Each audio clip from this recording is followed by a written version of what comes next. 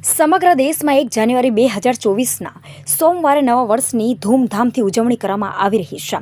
ત્યારે નવા વર્ષની શુભેચ્છાઓ આપતા ઉત્તર ભારતીય ઉત્થાન સમિતિ વેડ રોડના અધ્યક્ષ અયોધ્યા પ્રસાદ ગુપ્તાએ દેશવાસીઓ માટે અને સમાજ બંધુઓ માટે ફળદાયી રહે તેવી મનોકામના વ્યક્ત કરી હતી।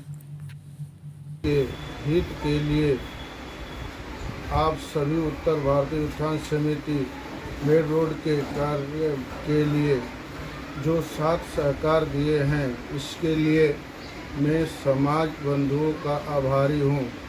बीते वर्षों की तरह नए वर्ष में भी आप सभी का साथ सहयोग तथा प्यार मिले।